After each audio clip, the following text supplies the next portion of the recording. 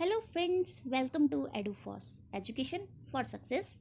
In this video, we are going to cover Ramsar Sites and Wetlands, जो कि हमारे हिंदी माध्यम के बच्चे और इंग्लिश दोनों के लिए महत्वपूर्ण होगा. Okay, so without any delay let's begin the session. सबसे पहले हम देखेंगे कि वाई इन न्यूज़, कि ये सुर्खियों में क्यों है. भारत ने अंतर्राष्ट्रीय महत्व के 5 नए अर्धभूमि नामित किए हैं, जिससे देश के रामसार स्थलों की कुल संख्या 54 हो गई है. तो ये रीज़न है कि ये सुर्खियों में इस टाइम पर क्यों है. जैसे कि आप देख सकते हैं कि अभी हमारे environment minister Bhupendra Yadav sir ने ट्वीट किया है अभी लास्ट ट्यूसडे को कि हमारी रामसर साइट अब 54 हो गई हैं. ओके, मतलब 5 और ऐड हुई हैं. हेयर यू कैन सी पहले कितनी थी, पहले 49 थी, प्लस 5 और ऐड हो गई हैं. कितनी हो गई हैं? यस 54, 54. तो हम ये देखते हैं कि कौन कौन सी नई ऐड हुई हैं, उनके बारे में हम एक नज़र डालेंगे. यस, न्यूली एडेड 3 नई ऐड हुई हैं जो कि तमिलनाडु से हैं, एक मध्य प्रदेश से है, एक मिज़ोरम से है. हम इनकी नाम पर एक बार अच्छे से नज़र डालते हैं. Karikili bird sanctuary, Pallikaranai marsh reserve forest, Pichavaram mangrove. ये कहाँ से हैं? ये तमिलनाडु से हैं. हाँ जी. तसाखे सागर जो कि एमपी से है. पाला वेटलैंड इन Mizoram.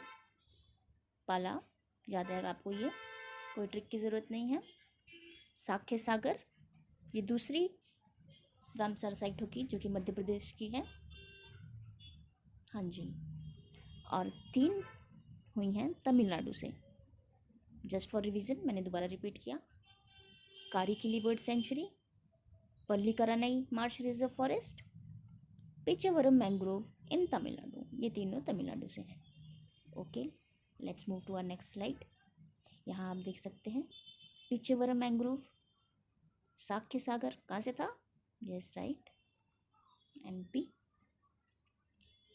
पल्लीकरानाई marsh, Karikili bird sanctuary, ये तीनों कहाँ से थे? हाँ जी, तमिलनाडु से.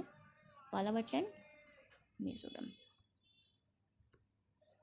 Okay, let's move to our next slide. Pallikaranai marshland is the only marshland in city to be declared a Ramsar site. Okay, ये शहर का एक ओनली मार्शलैंड है जो कि डिक्लेयर हुआ है रामसर साइट की तरह. और मार्शलैंड किसे कहते हैं? दलदली भूमि को. ठीक है. ओके, बाकी आप ये देख लीजिए, एक बार स्लाइड पे लुक मार लीजिए and I will move to the next slide now.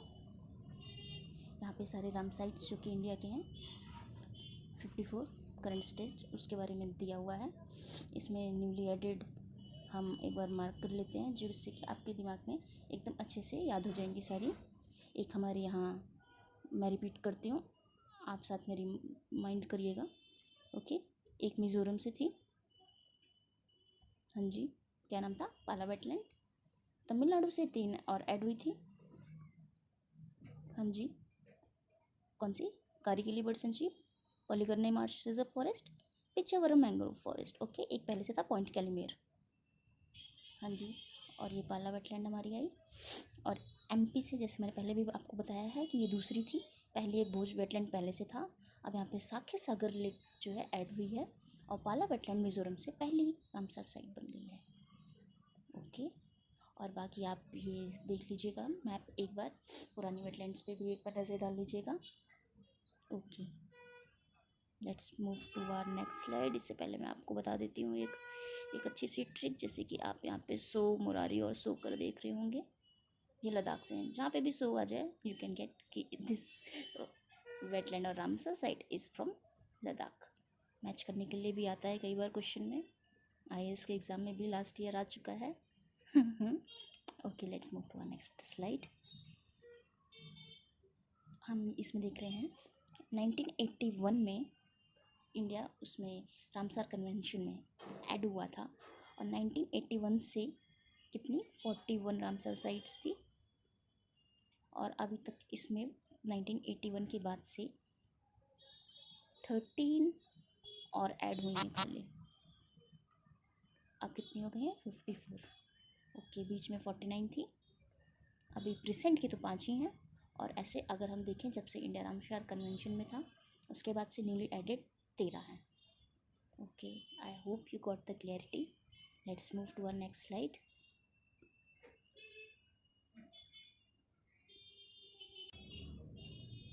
Okay, यहाँ पे आप देख सकते हैं कि नो अदर साउथ, कोई भी और साउथ एशियन ऐसी कंट्री नहीं है जिसमें इतनी रामसार साइट हों। इसका एक रीज़न तो ये भी हो सकता है इंडिया की जोग्राफिकल ब्रेथ और जो ट्रॉपिकल डेंसिटी है वो एक रीज़न है कि no other South Asian country has as many sites तो दिस हैज़।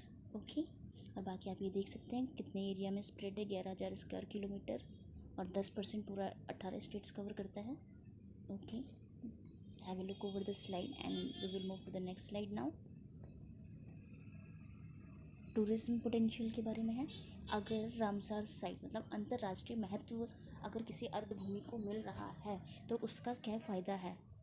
ये कोई ज़रूरी नहीं है कि इससे हमारा इंटरनेशनल फ़ंड ज़्यादा आने लगेगा, ऑब्वियसली बात है आएगा, लेकिन इससे भी ज़्यादा ये हमें इसकी महत्वता ये है कि हमें इंश्योर करना है कि these tracts of land are conserved हैं and spared from man made encroachment. Okay, और इस लेवल को एक्वायर करने के बाद एक और जो हेल्प होगी, क्या help with locals tourism potential and international visibility मिलेगी इससे। हाँ जी, अब हम अपने नेक्स्ट स्लाइड पे मूव करते हैं। इतनी देर से हम लोग वेटलैंड या रामसर साइट बार बार रिपीट कर रहे हैं। हाँ जी, तो लेकिन ये है क्या, उस पर हम एक नज़र डालते हैं। हम देखेंगे अभी रिसेंट डेफिनेशन जो इन्वायरमेंट मिनिस्ट्री ने दी है wetland, according to the environment ministry. हम यहाँ की डेफिनेशन नहीं, सीधा इन्वायरमेंट मिनिस्ट्री ने क्या कहा है उसको उठाएंगे कि वेटलैंड क्या है। सिंपल सी भाषा में जो वेटलैंड्स रामसर साइट्स में आते हैं, सारे दलदल नहीं आते हैं, कुछ ही आते हैं। अभी रामसर साइट्स के बारे में भी बात बताऊँगी आपको। वेटलैंड क्या है ये देखते हैं।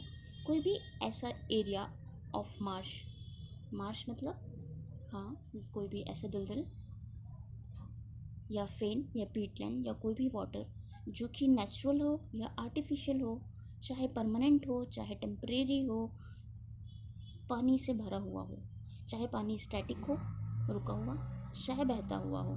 हाँ जी, हाँ, तो उसको हम वेटलैंड कहेंगे। उसके और भी ऐसे कंडीशन दिए गए हैं, चाहे फ्लोइंग हो, फ्रेश हो, चाहे ब्रैकिश हो, चाहे सॉल्ट हो। मरीन वाटर जो होगा, जो ऐसी कंडीशंस फुलफ़िल कर रहा होगा, उसको भी हम वेटलैंड के अंडर लेंगे। ओके, लेकिन इसकी जो टाइड होनी चाहिए, जो टाइड्स आपको पता होगा टाइड किसे कहते हैं, वो 6 मीटर से ज़्यादा एक्सीड नहीं करनी चाहिए। ठीक है, और कौन सा ऐसा एरियाज क्या क्या है जो वेटलैंड के अंडर में नहीं आएगा।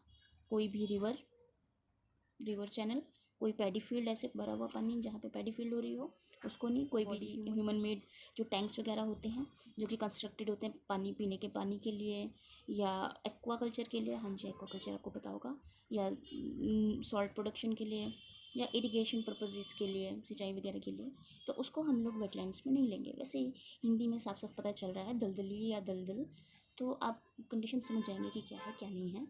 ओके, ये हमारी इन्वायरमेंट मिनिस्ट्री ने इसके बारे में एक अच्छी सी डेफिनेशन और सारे क्राइटेरिया और कंडीशन फुलफिल करके बताए हैं।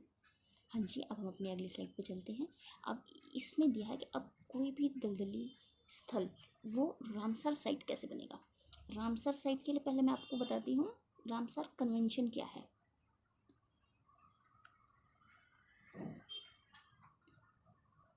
ओके, पहली बात तो रामसर सुन के मत घबराइए, रामसर कुछ नहीं है, एक ईरान का शहर है, ईरानियन सिटी है जहाँ पे ये कन्वेंशन हुआ था, जहाँ मीटिंग हेल्ड हुई थी, तो इसलिए इसका नाम ही रामसर कन्वेंशन दे दिया गया है। ओके, तो रामसर साइट एक अर्धभूमि स्थल है जिसे रामसर कन्वेंशन के तहत अंतर्राष्ट्रीय महत्व के लिए नामित किया जाता है, उसे हम क्या देते हैं, रामसर साइट। ठीक है, कोई भी अर्धभूमि स्थल जिसे रामसर कन्वेंशन के अंतर्गत महत्व के लिए नामित किया जाता है उसे रामसर साइट कहते हैं हम। अर्धभूमि स्थल वही दलदली स्थल जैसे मैंने आपको बताया, मार्शलैंड। थोड़ा और डिटेल में हम देखेंगे कि अब रामसार कन्वेंशन में आने के लिए कोई भी जो अर्धभूमि स्थल है, मतलब वेटलैंड है, उसके लिए कौन सी कंडीशंस फुलफिल करनी होती हैं। तो यहाँ पे एटलीस्ट 1 ऑफ 9 क्राइटेरिया में से एक, 9 में से एक क्राइटेरिया कोई भी फुलफिल करना होता है। ओके, जो कि रामसार कन्वेंशन ने डिफाइन किया है 1961 में, 1961 में। ठीक है, अब क्या है 9 क्राइटेरियाज, उस पर हम एक लुक डालते हैं। या तो कोई वल्नरेबल, इंडेंजर्ड या क्रिटिकली इंडेंजर्ड, और या तो थ्रेटेंड किसी स्पीसीज़ को या इकोलॉजिकल कम्युनिटी को ये सपोर्ट करता होना चाहिए। हाँ जी, और रेगुलर या तो रेगुलरली सपोर्ट कर रहा हो 20,000 और मोर वाटर बर्ड्स आपको पता ही होंगी, डक्स वगैरह भी आती हैं उसमें। हाँ जी, एक उदाहरण दिया है मैंने। और या तो किस इम्पोर्टेंट सोर्स हो खाने का, मछलियों का कुछ इसमें ऐसा कुछ मिल रहा हो, फूड फॉर फिशेस, स्पॉइंग ग्राउंड, हाँ जी, या तो नर्सरी। और एक और कंडीशन ये है, migration path on which fish stocks are depend upon. कोई ऐसा माइग्रेशन पाथ हो जहाँ पे दूर दूर से, आपने देखा होगा काफ़ी वाटर बर्ड्स बहुत दूर से माइग्रेट करके आती हैं कुछ एरियाज़ पे। हाँ, तो ऐसा अगर कोई स्टॉक प्रोवाइड कर रहा हो तो उसको भी रामसर साइट के कन्वेंशन के अकॉर्डिंग, रामसर कन्वेंशन के अकॉर्डिंग ये 9 में से एक क्राइटेरिया फुलफिल हो जाएगा। Okay, I hope you got the clarity. मैंने काफ़ी डिटेल में आपको समझाने की कोशिश की है। मुझे नहीं लगता है कि अब इसके बाहर आपको कोई भी क्वेश्चन मिलेगा। ये तो श्योर है कि किसी न किसी आने वाले एग्ज़ाम में रामसर साइट पे इस बार क्वेश्चन 100% बनेगा। हाँ जी, और ये भी मैं श्योरिटी देती हूँ, हमारी इस स्लाइड के बाहर कोई क्वेश्चन नहीं आएगा, क्योंकि मैंने हर एक चीज़ को बहुत ही डिटेल में कवर की है। अब हम अपनी अगली स्लाइड पे आएंगे। जी, आप इस पर एक लुक डालिए। हाँ जी, तो इंडिया, एक तो ये हम अपना पॉइंट देखते हैं 2/5 जो, एक सेकेंड, हाँ, 2/5 of the Ramsar sites India's wetland की पहले बात करते हैं। अ लिटिल ओवर 2/5 जो कि इनलैंड है, नेचुरल वेटलैंड है, और 1/4 जो है कोस्टल वेटलैंड्स हैं। बिल्कुल आपको इनलैंड और कोस्टल पता ही होगा, पानी के पास, और इनसाइड जो लैंड पे होता है वो इनलैंड हो गया, और जो पानी के पास या पानी नियर अबाउट कोस्टल एरियाज़ पे होते हैं वो कोस्टल वेटलैंड्स होते हैं। इंडिया में 19 टाइप्स ऑफ वेटलैंड है, ठीक है, जिसमें कि सबसे ज़्यादा एरिया, ये एक क्वेश्चन नोट करो, ये क्वेश्चन आ सकता है, सबसे मैक्सिमम एरिया कौन सा स्टेट कवर कर रहा है। मैक्स एरिया की बात हो रही है, मैक्सिमम नंबर की बात नहीं हो रही है। नंबर की बात जहाँ होगी वहाँ मैक्सिमम नंबर यूपी में है, वेटलैंड्स के 10 हैं यहाँ पे, ठीक है ना। और जब बात होगी एरिया की, मैक्सिमम एरिया, ये नंबर्स की बात हो रही है, तो मैक्सिमम एरिया की होगी तो सबसे ज़्यादा गुजरात कवर करता है एरिया। ओके, गुजरात की बात कौन करता है, हाँ जी, आंध्र प्रदेश, उसके बाद हमारा उत्तर प्रदेश, फिर वेस्ट बंगाल। सीक्वेंस में याद रखना 1 2 3 4, ना याद हो तो ये याद रखना, गुजरात सबसे ज़्यादा एरिया कवर करता है, और सबसे ज़्यादा नंबर जो कवर करता है वो है यूपी, 10 हैं। हाँ जी, let's move to next slide. Importance wetland in Uttar Pradesh and Gujarat serve as the important species for migratory bird. यहाँ पे बहुत सारी माइग्रेटरी बर्ड्स आती हैं यूपी और गुजरात में, एक इम्पॉर्टेंट स्पेस प्रोवाइड करता है हमारा ये दोनों state. Wetland are also known to have among the highest soil carbon densities.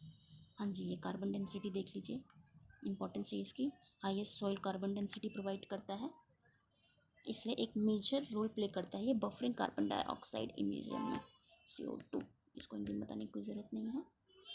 हाँ जी, तो यहाँ पे हमारी स्लाइड्स ख़त्म हुई, लेकिन कुछ एक्स्ट्रा पॉइंट हैं जो कि मैं आपको और बताना चाहूँगी, क्योंकि मैं नहीं चाहती हूँ कि इस बार आप वेटलैंड से रिलेटेड कोई भी क्वेश्चन गलत करके या छोड़ के आएँ।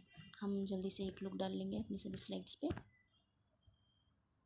उससे पहले मैं कुछ इंपॉर्टेंट पॉइंट्स और जो है मैं आपको बताना चाहती हूँ वो मैं आपको बता देती हूँ। एक तो रामसर साइट के बारे में है, जो कि एक इंटर गवर्नमेंटल इन्वायरमेंटल ट्रीटी है।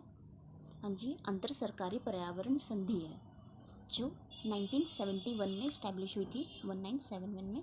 किसके थ्रू हुई थी, यूनेस्को के थ्रू हुई थी, आप सब जानते ही हैं। उसके बाद फोर्स में कब आई थी, 1975 में आई थी, ये याद रखना, 1971 1975।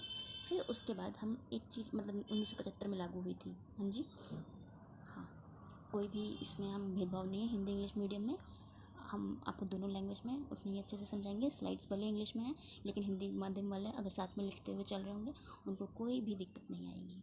उसके बाद मुझे आपको ये बताने की ज़रूरत तो है नहीं कि इंडिया पार्ट है रामसर कन्वेंशन का या नहीं, क्योंकि अगर कन्वेंशन का पार्ट नहीं होता तो अभी हमारी 5 नई जो ऐड हुई हैं और जो पहले की 49 हैं वो होती ही नहीं है रामसर साइट्स। तो ठीक है, इंडिया इसका पार्ट है। भारत रामसर कन्वेंशन का हिस्सा है। भारत ने 1 फरवरी 1 फेब 1982, ये याद रखिए, 1982 को इसके तहत हस्ताक्षर किए।